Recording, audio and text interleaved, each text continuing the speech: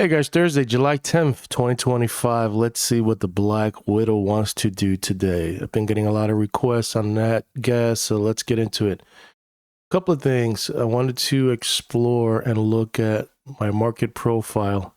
So my anchored VWAP is from the 1002 high, August 22nd, I think, or 23rd, 2022. But look at this.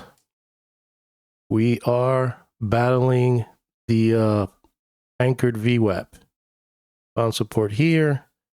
This is a weekly, so remember, this is a whole week of trading, and then it bounced off. We tested it here, and now we're testing it again. This doesn't hold. Your POC, point of control, is around 262. This is on the weekly. Let's see if this is the first line of defense, the bulls protecting the anchored VWAP. So far, volume is not too really good, so that's the first thing I wanted to show you. Let's go into the 3-month. You can see that we're below our value area low around 331, 332, and you got a pivot low here around 209. No, 309. Yeah, 309. It's somewhere around 314. Made a low here, and bottom feeders are showing up. Let's look at our simple glance chart.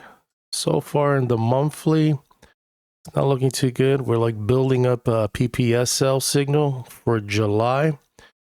Even before I even go there, let's zoom out. A couple of things. Let's see. Let's do this one. So our seasonality model using the 5, 10, 15 year didn't play out as according to plan.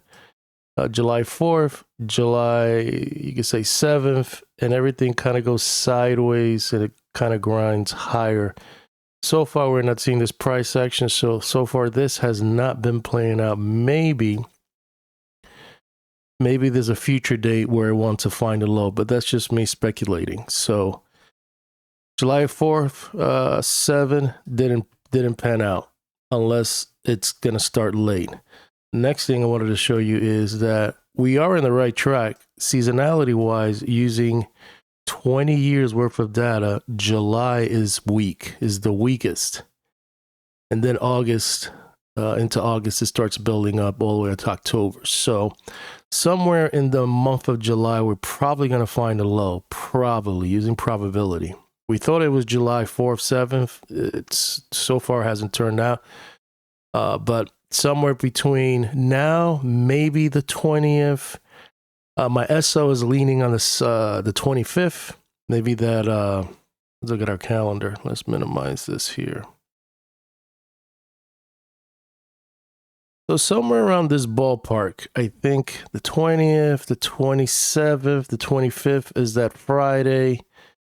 So 25th, 27th, even the 20th, maybe. It's a big question mark. Maybe there's a turning point here.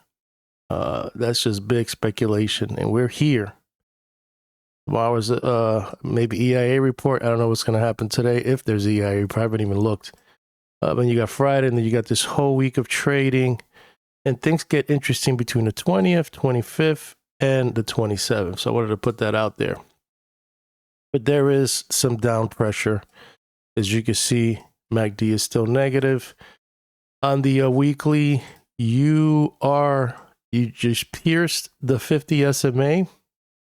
You're below the 20. You got a PPS sell signal. And MACDs are negative, and you're entering the cloud. You're trying to get out of the cloud, but unfortunately, you're getting in the cloud. And that's not a good sign.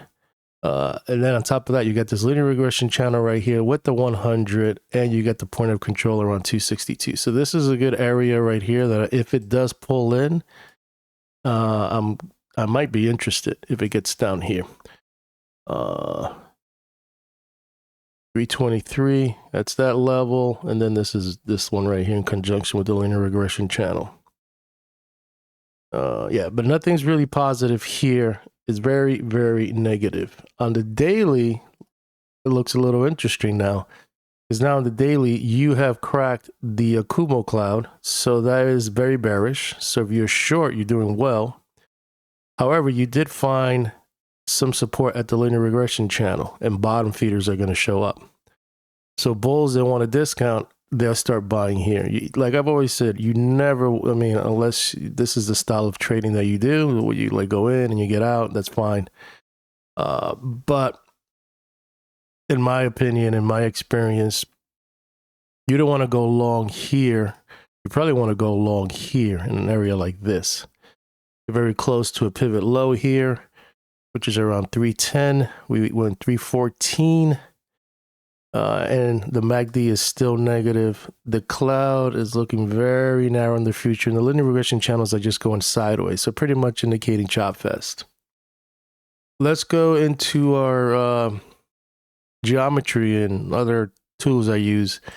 You can see we are below the APFs, so that is not good. That's bearish. You can see that this is a pivot you want to keep an eye on, and also 285. It's going to be an inside day candle unless we could break above 336. Channel wise, you are kissing the midpoint. So that's another clue in conjunction with the linear regression channel I just showed you. Maybe this is where it's going to find some support on your midpoint on the channel.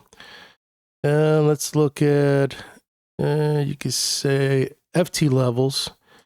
You're kissing this level, and then there's a big drop, and then you get into 290-ish all the way to 282. So far, this FT level, or I say, yeah, FT level is holding as of now. Gann retail is already spooking the retail traders. This is the Gann fan. This is how they would set the Gann fan. So I call it retail. So they're getting spooked because they say if this doesn't hold, the next one is going to be down here around 240-ish. So I like to see what the retail are looking at. There's nothing here. Oh, gap fill. Something to keep in mind. We do have a gap fill that hasn't been filled between 305 and 298. And then we have a couple down here. But if it's going to go down and fill this gap fill and maybe do a low in July, it's very possible that it can even get down to these areas. Maybe a fair new low, maybe a fair new low to like July the 25th, 26th, 27th, and then start going higher. Just speculation, but remember that this is still effective and still on the chart. And it doesn't have to get, filled, but it's there. So that's the important thing. Midpoints, these are from important swing points. You're at the 50 right now, which is 321, and price action is around 322. So we're trying to see if we can hold that midpoint here of a 50% from a different swing point. And let's see, swings. This is maybe what I'm kind of speculating. Fill gap and hit somewhere around the 24th, 25th, Thursday, Friday, even Sunday. And maybe be around here if that's what's going to play out. Just speculation of mine. I think lastly, the SO. So my SO date is for a low. This is originally how it works out. But not necessarily has to play out that way. I mean, the Black Widow could do what she wants to do, but ideally this is what where a low would kick in. And that's around that this July 25th. So if it's going to push, it could maybe fill the gap here and go and then turn. So this is just all speculation of mine, but very possible. It doesn't look like it's going to go like this and do that now. Now it looks like maybe it wants to do this. And it's in conjunction with a low in July. Like I said, July 4th, 7th didn't work out. According to this model that I showed you earlier, this one. This didn't look like it played out. So, but we're in the ballpark if this is going to play out, the July low. And I got a couple of things to watch, which is the 25th. And again, using other techniques, these Sunday night future opens are going to be interesting. This is going to be interesting, the 25th.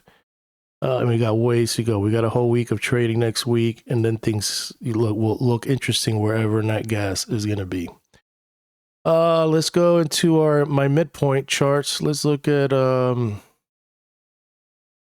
So far, this quadrant is holding right now around 319. Your big level, this is your midpoint for the year, is 285. You can see how nicely it held there. So if it does go down here, this is a high probability trade. It's either going to work and bounce in July for a low, or it's going to continue. So you just got to put your stop and manage your risk. But so far, everything looks negative on the weekly chart using yearly pivots. On the monthly pivots using the daily chart, you can see that we had a PPSL signal, change of contract, and is pushing lower. Your last target on this one will be around 297. And so far, nothing is positive here. Stokes are still the downside. It all depends how we're going to turn here, but nothing is positive on the daily. On the 4 hour, you're just kind of hovering here. Let's get a little closer here.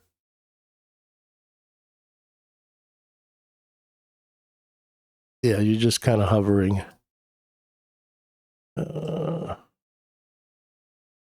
you're finding support at this quadrant around 318. When it was at 314. If it's a bull trap, this is your last target for the week, which is 307. But it looks like it's waking up a little bit. So I don't know. It's 50-50. I don't know how this is going to play out today. But, you know, very not trusting, knowing the other stuff that I'm aware of in the next couple of weeks. So it all depends on volume and everything. And if it's the EIA report today, if it's coming out, probably want to keep your eyes on that. 314 low. This is the line in the sand for today only. 325. We get above there. You hit the 75, which is 330, and then the high of yesterday, which is 335. Extreme will be, your targets will be 346 and 341 for today. Now, if it's ugly and it's going to line up with a possible, you know, lower low in July, then these are your targets to the downside. 315, obviously 309, and 304. And maybe even lower. So let's say if it really wants to go lower, yeah, so then that would be your, this level right here, around 306. And lastly, so we're around here, 314. Keep an eye on 307, and it could get all the way down to 298. It's going to try to climb higher. We need to get above we're around here at 322. So we need to get to 325 for high probability back to 334. I'm going to sign out. Hope you like this video, and I'll keep you posted on my thoughts on that, guys.